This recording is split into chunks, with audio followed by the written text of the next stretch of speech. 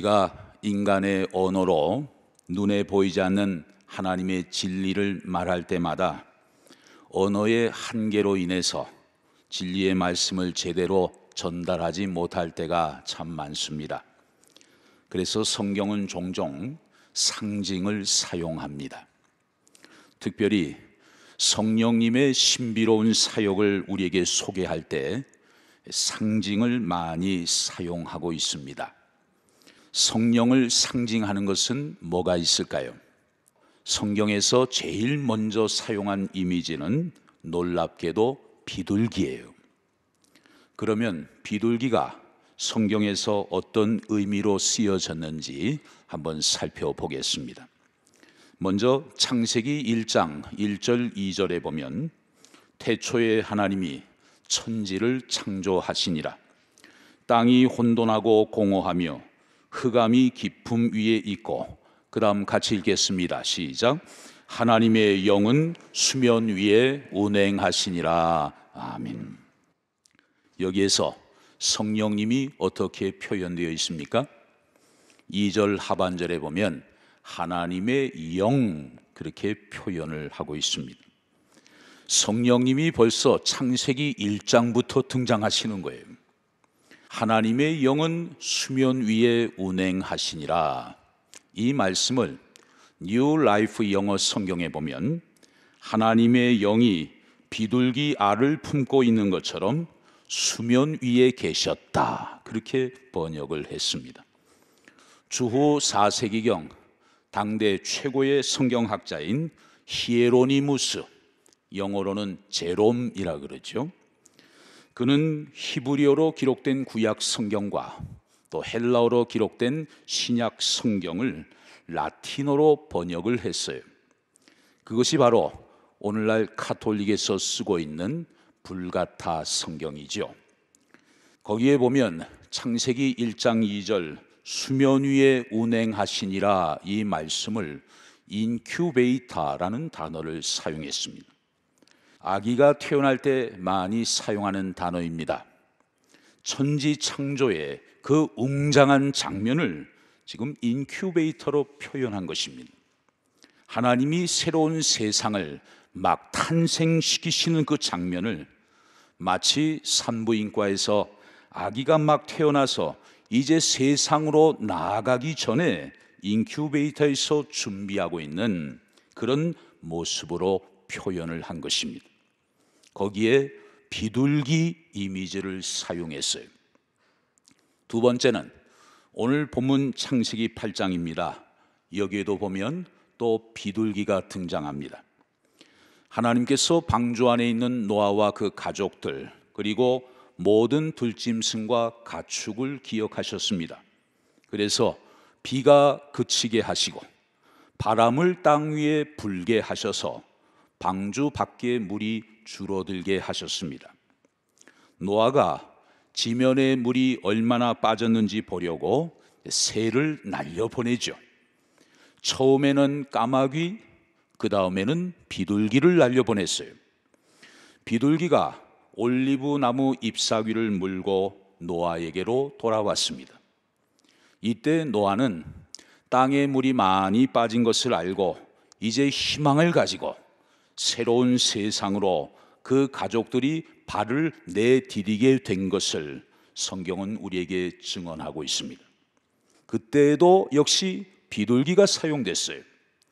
옛 세상이 사라지고 새로운 세상을 하나님이 막 열어주시려고 하는 그 중요한 순간에 바로 비둘기가 사용된 것입니다. 세 번째는 마태복음 3장에 등장합니다. 예수님께서 세례 요한에게 세례를 받으셨습니다. 메시아로서 취임식을 막 하시려고 하는 그런 중요한 순간이에요. 그 장면을 마태복음 3장 16절은 이렇게 소개합니다. 예수께서 세례를 받으시고 곧 물에서 올라오실새 하늘이 열리고 하나님의 성령이 비둘기같이 내려 자기 위에 임하심을 보셨다고 말씀합니다. 하나님의 성령이 비둘기같이 내리셨다. 이 중차대한 순간에 비둘기의 이미지가 사용되고 있는 것입니다.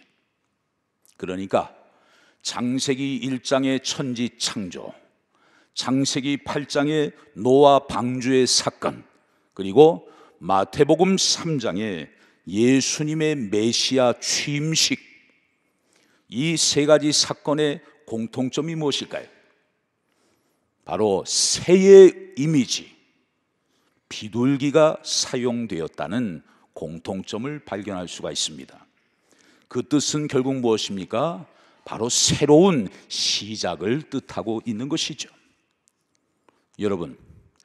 여러분이 지금까지 살아오신 인생의 날들을 되돌아보시면 과거의 모습은 어떠하셨습니까?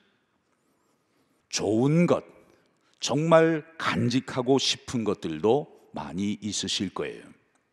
반면에 정말 잊어버리고 싶은, 정말 기억하고 싶지 않은, 그냥 어떤 성능 좋은 지우개가 있다면 정말 싹 지우고 싶은 그런 것들도 여러분의 과거의 삶 속에 많이 섞여 있을 것입니다.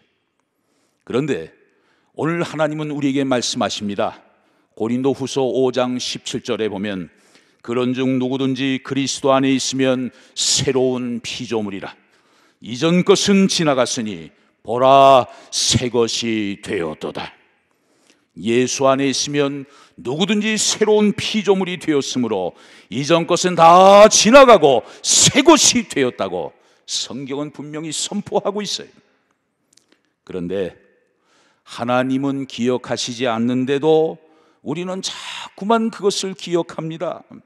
그래서 하나님이 날마다 새롭게 주시는 때묻지 않은 하루를 선물로 받으면서도 옛날의 연장으로, 과거의 연장으로 그것을 오염시키는 참 안타까운 우리의 모습을 보게 되는 것입니다. 그런 분들은 오늘이 아니에요. 내일이 아니에요. 그냥 고통스러웠던 어제의 연장선일 뿐입니다. 한 번뿐인 인생 우리가 그렇게 살아간다면 너무나 아깝고 안타까운 것 아니겠습니까? 한번 따라하겠습니다. 예수 안에 있으면 새로운 피조물이라. 이전 것은 지나갔으니 새 것이 되었도다. 비둘기, 놀랍게도 성령님의 이미지인데 그 첫 번째 의미는 새로운 시작을 뜻하고 있어요. 오늘 본문에 보면 노아가 방주 안에서 2마리의 새를 날려보냈습니다. 처음에는 까마귀를 날려보냈는데 까마귀가 방주로 돌아왔다는 얘기가 없어요. 그렇다고 땅에 물이 다 빠졌습니까? 아니에요. 그냥 이리저리 왔다 갔다 했다는 말만 있어요.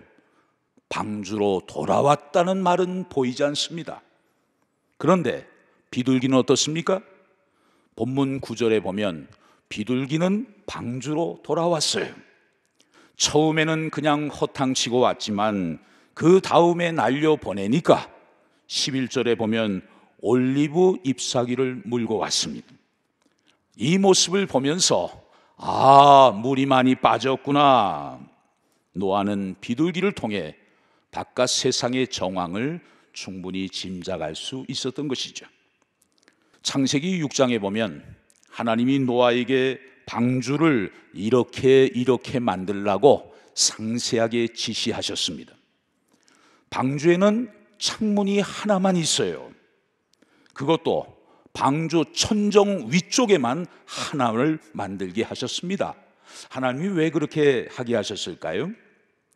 방주 속에서 하늘만 바라보라고, 하나님만 바라보라고 그렇게 창문을 하나만 만들게 하셨어요. 노아가 참 지혜롭습니다.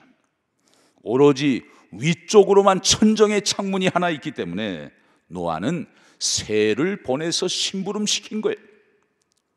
그러면 까마귀는 왜 방주로 안 돌아왔을까요? 물이 아직도 많이 차 있는데 말이죠. 그 이유는 바깥에 먹거리가 많이 있었기 때문입니다. 그 먹거리가 뭘까요? 물에 둥둥 떠다니는 시체들이에요.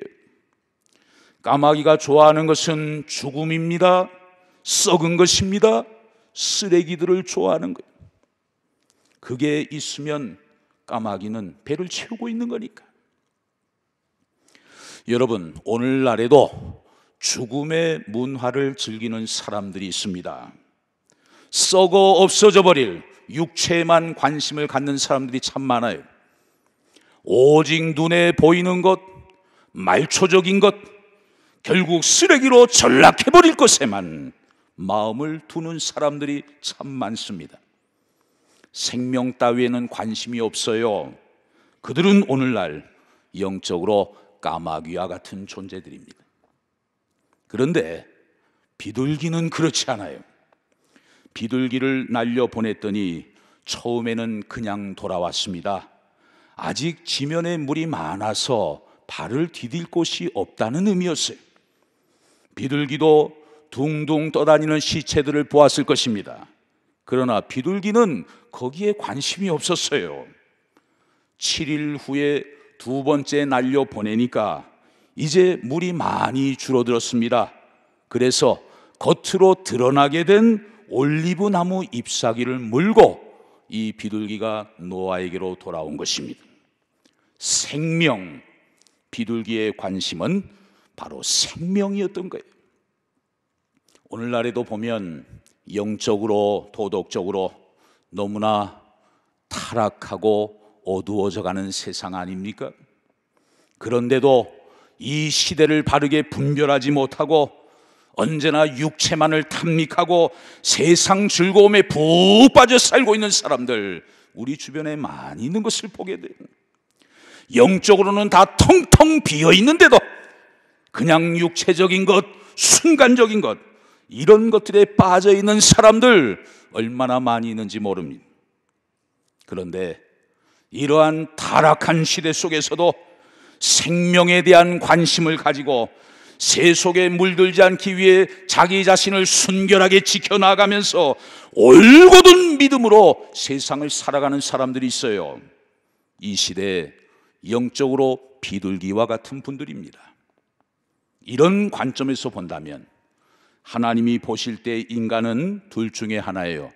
까마귀냐 비둘기냐, 죽음이냐 생명이냐, 두 가지 중에 하나입니다.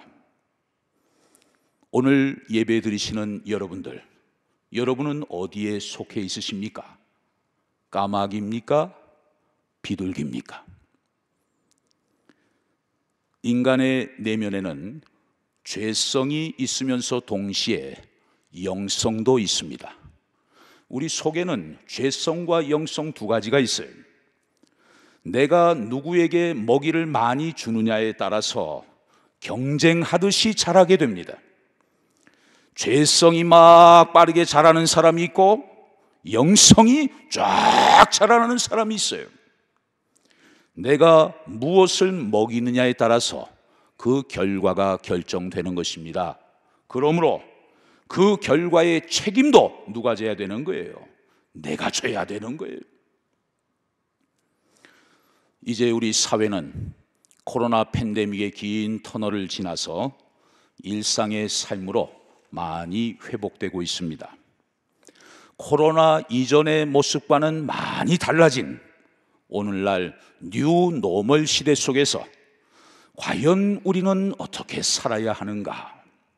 우리는 어떠한 마음과 자세로 코로나 이후의 시대로 나아가야 하는 것인가? 참 중요한 질문이 아닐 수 없습니다. 여러분, 지금은 어떤 시대입니까? 지금은 한마디로 성령 시대입니다. 성부 시대를 지나서 성자 시대를 거쳐서 지금은 시기적으로 마지막 때 성령 시대를 살고 있어요. 성령님은 어떤 분이십니까? 그분은 문자 그대로 거룩한 영이십니다. 그 성령님이 우리 속에 충만히 임재하셔서 날마다 역사하시기 위해서는 우리에게 꼭 필요한 게 있어요. 그것은 바로 거룩이고 성결이에요. 지금 사순절 절기를 지내면서 제가 몇 주간 동안 계속해서 강조하는 단어가 뭡니까? 거룩이고 성결이에요. 옛날에는 성결 그러면 너무나 유약하게만 보였습니다. 너무 세상과 동떨어진 것만 같았어요. 어른들이 이런 말씀도 많이 하셨습니다. 너무 물이 맑으면 고기가 안 모이는 거야. 좀 섞이면서 살아야 돼. 그런데 여러분, 하나님의 관점으로 본다면 세상이 타락하고 썩어갈수록 거기에 동화되지 않고 거룩함과 순결함으로 무장한 사람, 그 사람이 참 귀한 사람 아닙니까? 앞으로의 시대는 제2, 제3의 코로나와 같은 전염병과 함께 살아갈 수밖에 없는 시대예요. 사무엘상 20장 3절 하반절에 보면 다윗이 이런 고백을 합니다. 나와 죽음의 사이는 한 걸음뿐이니라. 죽음이 멀리 있는 줄 알았는데 여러분, 한 걸음밖에 안 돼요. 죽음이 가까이 와 있는 거예요. 이처럼 죽음의 그림자가 엄습해 있는 두렵고 혼란스러운 이 시대 속에서 크고 작은 위기를 날마다 극복하며 승리하는 삶을 살기 위해서는 우리는 어떻게 해야 하는 것입니까? 무엇보다도 거룩하고 성결한 삶을 추구하면서 날마다 성령님의 권능을 나의 능력의 원천으로 삼는 성령 충만한 삶을 살아야 될 줄로 믿습니다. 오래전에 가수 혜은이 씨가 부른 노래 가운데 제3 한강교라는 노래가 있었습니다. 강물은 흘러갑니다. 제3 한강교 밑을 바다로 쉬지 않고 바다로 흘러만 갑니다. 노래의 가사처럼 강물은 언제나 흘러가는 거죠. 그리고 한번 흘러간 강물은 다시는 되돌아오지 않습니다. 차를 타고 조금만 나가면 우리는 한강을 쉽게 볼 수가 있습니다. 그런데 지금 이 시간 한강 줄기를 따라 흐르는 물은 어제의 강물이 아니죠. 어제 흐르던 물은 이미 서해로 빠져나가 망망대해의 일부가 되었기 때문입니다. 태백 산맥에서부터 시작을 해서 강원도, 충청북도, 경기도, 서울을 거쳐 서해에까지 이르는 총 514km의 한강 줄기는 수천 년 동안 언제나 변함없이 그 자리에 그대로 있어요. 그러나 정작 강을 이루는 물은 시시각각 다른 물이 흐르고 있는 거죠. 여러분, 우리 인생도 이와 비슷하지 않습니까? 인간은 어제나 오늘이나 늘 똑같은 존재처럼 보입니다. 그러나 인간이 매일 맞이하는 시간은 사실은 같은 시간이 아니에요. 시간 역시 언제나 일회적이기 때문입니다. 우리는 오늘 또 하루를 맞이했지만 오늘은 어제와 같은 날이 아닙니다. 어제, 그러니까 2023년 3월 25일은 영원히 흘러가 버리고 말았어요. 우리 생애에 있어서 어제의 그 시간은 다시는 되돌아오지 않습니다. 오늘 이 순간 우리가 맞이하는 시간도 마찬가지예요.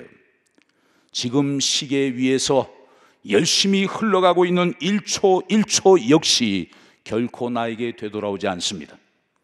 이런 관점에서 본다면 시간과 강물은 서로 구별되지 않는 것처럼 보여집니다. 그러나 여러분, 시간과 강물 사이에는 사실은 본질적인 차이가 있어요. 한 번 흘러간 시간은 강물처럼 다시는 되돌아오지 않습니다. 그러나 흘러간 시간의 의미와 가치는 강물과는 달리 각자의 인생 속에 반드시 축적되어 남는다는 사실이에요. 우리가 이 땅에 태어난 이래로 우리 각자가 그동안 맞이했던 시간의 길이는 다 다를 것입니다. 그러나 한 가지 공통점이 있어요. 그 지나간 시간의 의미와 가치는 우리 각자의 모습 속에 고스란히 축적되어 남아있다는 거예요. 현재 나의 인격의 모습을 통해서, 품행과 품격의 모습을 통해서, 사고 방식을 통해서, 믿음의 정도의 등등을 통해서 지난 시간 동안 내가 어떤 삶을 살아왔는지를 스스로 증명해 주고 있는 것입니다. 참 무서운 말이에요. 사랑하는 성도 여러분, 사순절 5번째 주일을 맞이하면서 문득 철학자 소크라테스의 말이 생각났습니다. 자기 성찰이 없는 삶은 살 가치가 없다. 자기를 성찰하지 않는 사람은 살 이유가 없는 거예요. 나를 성찰하는 것이 얼마나 중요한 것인지를 잘 말해주고 있습니다. 나는 지금 인생을 바르게 살아가고 있는가? 우리 자신을 돌아보아야 합니다. 나는 지금 한 번 지나가면 다시는 되돌아오지 않는 너무나 귀한 인생의 시간들을 혹시 허비하고 있는 것은 아닌가? 늘 우리 자신을 점검해 보아야 합니다. 나는 지금 썩어질 육체에만 관심을 갖고 세상적인 것에만 목말라 하면서 죽은 시체나 뜯어먹는 까마귀 같은 인생은 아닌지, 아니면 썩지 않는 영원한 생명에 관심을 갖고 늘 성령 충만하기 위해서 깨끗하고 성결하게 자신을 지켜나가는 비둘기 같은 인생인지, 우리는 날마다 묻고 또 묻고 깊이 성찰해야 하는 것입니다. 이 자리에 계신 우리 부모님들은 자녀들이 잘 되기를 간절히 원하고 있습니다. 정말 하나님의 은혜와 축복이 우리 자손들에게 흘러가게 되기를 간절히 소원하고 있어요.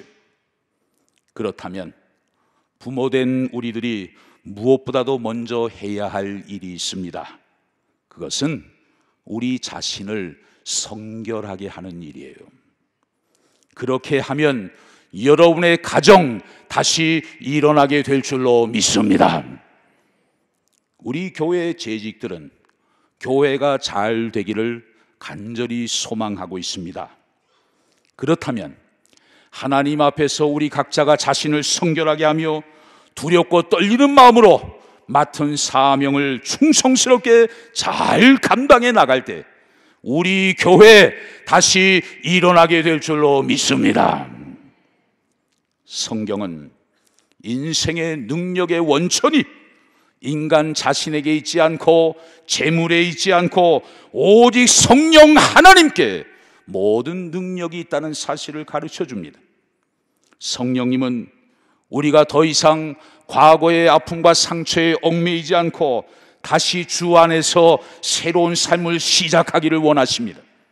또한 타락한 시대 속에서 우리가 새 속에 물들지 않고 언제나 성결하고 순결한 삶을 추구하며 살아가기를 원하시는 것입니다. 사순절 복된 절기를 지내면서 그 무엇보다도 우리 자신의 모습을 깊이 성찰하면서 하나님의 말씀과 기도로 우리의 심령을 성결하게 가꾸어 나아가십시다.